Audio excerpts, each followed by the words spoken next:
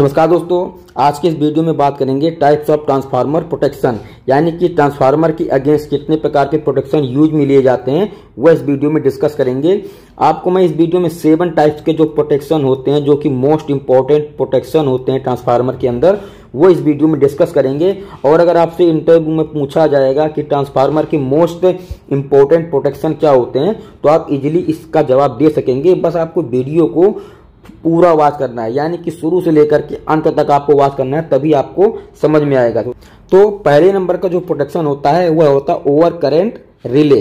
ठीक है, over current relay, चाहे ट्रांसफार्मर की बात हो या फिर किसी भी मोटर की बात हो, ओवर करंट रिले यानी कि ओवर करंट से प्रोटेक्शन के लिए मोटर में भी करते हैं और ट्रांसफार्मर में भी करते हैं। अगर कोई भी मोटर है, उसका फुल लोड करंट अगर 10 एम्पियर है, तो हमने अगर उसमें रिले को लगाया है या फिर एमपीसीबी को हमने यूज में लिया है, तो उस एमपीसीबी में, उस रिले में हम 10 एम्पियर पर हम उस एमपीसीबी को सेट कर देंगे। और मोटर अगर 12 एम्पियर 15 एम्पियर अगर करंट ले रहा है, लोड ले रहा है, तो यह एमपीसीबी जो है उसको ट्रिप कर देगा और मोटर को जलने से बचा लेगा। उसी प्रकार से ट्रांसफार्मर होता है। ट्रांसफार्मर को कभी भी हम फुल लोड पर नहीं चलाते हैं, उसको हमेशा 70% या फिर 80% लोड पर ही चलाते हैं।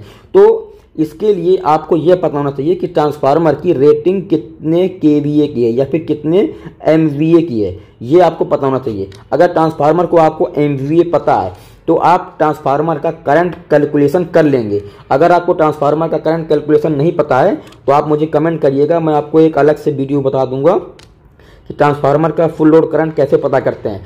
तो दोस्तों देखिए, अगर आपको ट्रांसफार्मर का एमवीए पता है, ट्रांसफार्मर की रेटिंग अगर आपको पता है, तो आप उसका फुल लोड करंट निकाल लेंगे।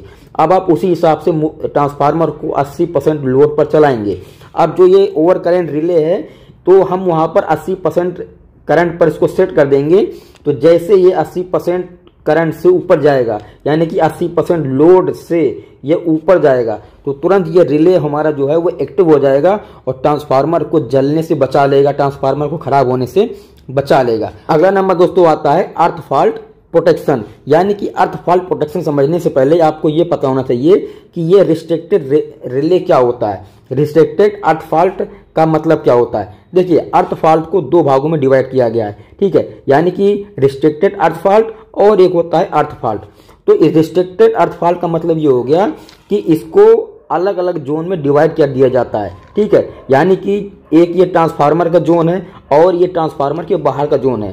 यानी कि अगर ट्रांसफार्मर के अंदर अगर अर्थ फॉल्ट होगा, ट्रांसफार्मर के अगर अंदर अर्थ फॉल्ट हो रहा है, तो उस कंडीशन में ये रिले, रिस्ट्रिक्टेड अर्थ फॉल्ट रिले जो है ये एक्टिव हो जाएगा और ट्रांसफार्मर को अर्थ फॉल्ट होने से बचा लेगा। अगर अर्थ फॉल्ट हो रहा होगा तो उस कंडीशन में यह रिले इसको प्रोटेक्शन देगा, ट्रांसफार्मर को ट्रिप कर देगा। ट्रांसफार्मर के बाहर, यानी कि ट्रांसफार्मर के एरिया में, ट्रांसफार्मर के जोन में अगर अर्थ फॉल्ट नहीं हो रहा है, तो उस कंडीशन में यह रिस्ट्रिक्टेड अर्थ फॉल्ट रिले एक्टिव नहीं होगा। अगर आप मुझे कमेंट करेंगे तो मैं इस पर सेपरेट वीडियो बना के दे दूंगा कि रिस्ट्रिक्टेड अर्थ फॉल्ट रिले कैसे काम करता है, इसकी वर्किंग कैसी होती है। फिलहाल आप ये समझ लीजिए कि एक उसका क्षेत्र होता है कि अगर ट्रांसफार्मर के एरिया के अंदर अगर अर्थ फॉल्ट होगा, तो उस कंडीशन में ये अर्थ फॉल्ट रिले एक्टिव हो जाएगा और ट्रांसफार्मर को अर्थ फॉल्ट होने से बचा लेगा, इसको प्रोटेक्शन देगा। अगर ये ट्रांसफार्मर के अर्थ फॉल्ट के जोन में अगर नहीं आ रहा है, तो यह रिले एक्टिव नहीं होगा और यह काम भी नहीं करेगा। अब दोस्तों अगला नंबर, अगर ट्रांसफार्मर के प्रोटेक्शन की बात की जाए तो वहां पर बकोल्स रिले भी आता है ट्रांसफार्मर के प्रोटेक्शन में। बकोल्स रिले इस प्रकार से काम करता है कि अगर ट्रांसफार्मर के अंदर में, यानी कि ट्रांसफार्मर में दो बाइंडिंग होती हैं। ठीक है, ये बाइंडिंग हो गया, ये बाइंडिंग हो गया, एक प्राइमरी हो गया, एक सेकेंडरी हो गया। तो अगर ट्रांसफार्मर की बाइंडिंग में कोई भी शॉर्ट सर्किट होता है या फिर कोई भी और प्रॉब्लम आता है, लोड बढ़ने पर अगर इसका करंट बढ़ता है, तो उस कंडीशन में जो भी गैस प्रोड्यूस होगा, इस चीज को ये बकोल्स रिले डिटेक्ट करता है और ट्रांसफार्मर को प्रोटेक्शन देता है। अगर ट्रांसफार्मर में कोई भी इंटरनल फॉल्ट होगा, इंटरनल प्रॉब्लम होगा, तो उस कंडीशन में ये बकोल्स रिले एक्टिव हो जाएगा और ट्रांसफार्मर को प्रोटेक्शन देगा। अगले नंबर पर दोस्तों आता है डिफरेंशियल प्रोटेक्शन रिले। देखिए, डिफरेंशियल प्रोटेक्शन रिले और बकोल्स रिले ये दोनों ट्रांसफार्मर के प्रोटेक्शन में यूज किए जाते हैं। अब आप ये सोच रहे होंगे कि अगर डिफरेंशियल रिले लगा हुआ है तो बकोल्स रिले की क्या जरूरत है। तो अगर आपको इस पर वीडियो चाहिए तो आप मुझे कमेंट करिएगा, मैं इस पर सेपरेट आपको वीडियो बना के दूंगा। कि डिफरेंशियल रिले और बकवर्ड रिले दोनों को यूज में क्यों लिए जाते हैं। फिलहाल हम आते हैं अपने टॉपिक पर कि डिफरेंशियल रिले क्या होता है। देखिए, डिफरेंशियल रिले ये करंट पर, वोल्टेज पर, ये दोनों पर काम करता है। मतलब अभी हम करंट पर बात करेंगे, ठीक है। डिफरेंशियल रिले करंट पर बात करेंगे। देखिए, ट्रांसफार्मर का एक एचटी साइड होता है और एक एलटी साइड होता है, यानी कि एक प्राइमरी साइड होता है और एक सेकेंडरी साइड होता है। दोनों साइड पर सीटी लगाए जाते हैं, ठीक है। दोनों साइड पर हम सीटी का यूज करते हैं। अब इसमें ये प्रोटेक्शन किस प्रकार से देगा, अगर हमने सीटी पर, इसके प्राइमरी साइड पर अगर हम 10 एम्पियर हमने सेट कर दिया और इसके सेकेंडरी साइड पर यानी कि एलटी साइड पर अगर हमने 500 एम्पियर करंट को सेट कर दिया, तो यह डिफरेंशियल रिले जो होता है ये कंटिन्यू प्राइमरी और सेकेंडरी की मॉनिटरिंग करता रहता है और इस चीज को कंटिन्यू मॉनिटरिंग करता रहता है कि सीटी के प्राइमरी साइड में और सेकेंडरी साइड में कितना करंट फ्लो हो रहा है। अगर सीटी के प्राइमरी साइड में 10 एम्पियर से ज़्यादा करंट फ्लो होगा, यानी कि 10 एम्पियर, 11 एम्पियर या फिर 12 एम्पियर अगर फ्लो हो रहा है, तो ये इस चीज़ को डिटेक्ट करेगा। और अगर सेकेंडरी साइड में, एलटी साइड में अगर 500 एम्पियर से ऊपर करंट अगर फ्लो हो रहा है, तो इस चीज़ को भी ये डिटेक्ट करेगा और तुरंत यह डिफरेंशियल रिले एक्टिव हो जाएगा और ट्रांसफार्मर की वीसीबी को तुरंत कमांड भेजेगा और ट्रांसफार्मर को बंद कर देगा। यह डिफरेंशियल रिले का काम होता है। अगर आपको इस पर सेपरेट वीडियो चाहिए तो आप मुझे कमेंट करके बताइएगा, मैं इस पर आपको सेपरेट वीडियो बना के दे दूंगा डिफरेंशियल रिले की वर्किंग। फिलहाल आप यही समझ लीजिए कि डिफरेंशियल रिले जो होता है ये करंट और वोल्टेज दोनों पर काम करता है। लेकिन हम यहाँ पर करंट की बात कर रहे हैं, तो करंट की बात कर रहे हैं तो सीटी और प्राइमरी साइड के सीटी और सेकेंडरी साइड के सीटी ये दोनों की करंट को मॉनिटरिंग करता रहता है। कोई भी अबनॉर्मल कंडीशन में ये तुरंत एक्टिव हो जाएगा और ट्रांसफार्मर को प्रोटेक्शन देगा। अब अगले नंबर की बात आती है ओटीआई और डब्ल्यूटीआई। ओटीआई और डब्ल्यूटीआई ये ट्रांसफार्मर के टेम्परेचर मेजरिंग डिवाइस होते हैं, ठीक है। ये ट्रांसफार्मर के ऑयल का और बाइंडिंग का कंटिन्यू मॉनिटरिंग करते रहते हैं। अब दोस्तों इसका काम ये होता है कि मान लीजिए कि ट्रांसफार्मर का टेम्परेचर हमने सेट कर दिया 80 डिग्री पे, तो अब आप कंटिन्यू खड़े होकर तो इसका मॉनिटरिंग करते नहीं रहेंगे, इसके लिए आपको इक्विपमेंट चाहिए। तो यहाँ पर ओटीआई और डब्ल्यूटीआई यूज में लिए जाते हैं। ओटीआई ट्रांसफार्मर के ऑयल का कंटिन्यू मॉनिटरिंग करता रहता है और डब्ल्यूटीआई ट्रांसफार्मर की बाइंडिंग का कंटिन्यू मॉनिटरिंग करता रहता है। इसमें क्या होता है कि अगर हमने इसका एक लिमिट सेट कर दी, यानी कि ट्रांसफार्मर की ऑयल की अगर हमने लिमिट सेट कर दी कि यह 90 डिग्री से ऊपर नहीं जाना चाहिए, तो अगर 90 डिग्री से इसका टेम्परेचर ऊपर जाएगा तो तुरंत यह ट्रांसफार्मर को ट्रिप कर देगा और ट्रांसफार्मर खराब होने से बच जाएगा, ट्रांसफार्मर की बाइंडिंग खराब होने से बच जाएगा।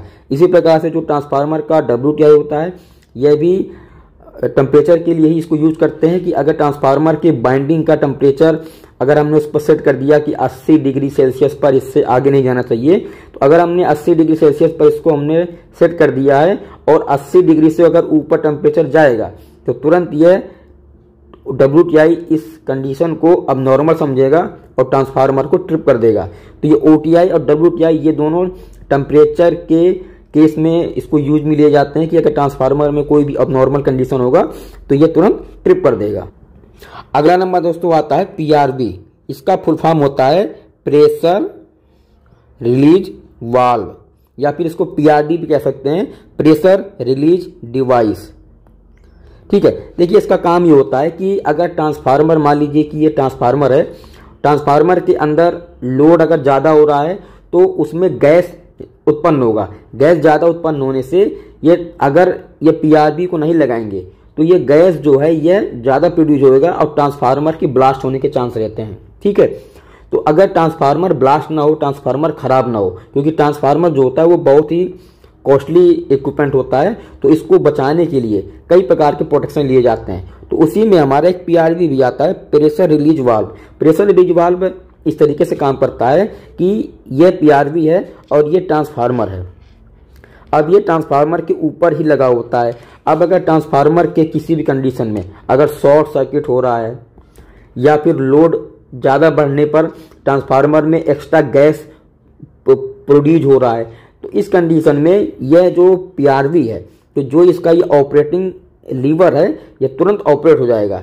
यह दोस्तों अगर आप इसको सेपरेट वीडियो चाहिए तो आप मुझे कमेंट करिएगा, मैं इस पर एक सेपरेट वीडियो बना के दूंगा इसकी वर्किंग। फिलहाल आप ये समझ लीजिए कि जो ट्रांसफार्मर को प्रोटेक्शन देता है कि अगर ट्रांसफार्मर में शॉर्ट सर्किट होगा, कोई भी गैस ज़्यादा प्रोड्यूस होगा, तो उस कंडीशन में गैस को रिलीज करने के लिए, यानी कि जो ट्रांसफार्मर का एक्स्ट्रा प्रेशर है इसको रिलीज करने के लिए पीआरवी का यूज करते हैं। पीआरवी दोस्तों ऐसे ही होता है कि अगर ट्रांसफार्मर में गैस प्रोड्यूस होगा तो उस कंडीशन में यह पीआरवी ऑपरेट हो जाएगा, एक्टिव हो जाएगा और जो एक्स्ट्रा प्रेशर है इसको रिड्यूस कर देगा, इसको कम कर देगा और वो वापस अपने पोजीशन पर आ जाएगा। फिर अगर दोबारा ऐसा होता है तो उस कंडीशन में फिर ये ऑपरेट हो जाएगा और जो भी एक्स्ट्रा प्रेशर होगा इसको रिलीज कर देगा और ये वापस फिर अपने कंडीशन में आ जाएगा। यहाँ पर एक रिले भी लगा होता है, देखिए यहाँ पर एक लिमिट स्विच भी इसको कह सकते हैं, एक लिमिट स्विच लगा होता है कि जैसे ये ऑपरेट होगा तो तुरंत ये जो लिमिट स्विच है ये ऑपरेट हो जाएगा और यहाँ से हम इसके कनेक्शन कर लेते हैं।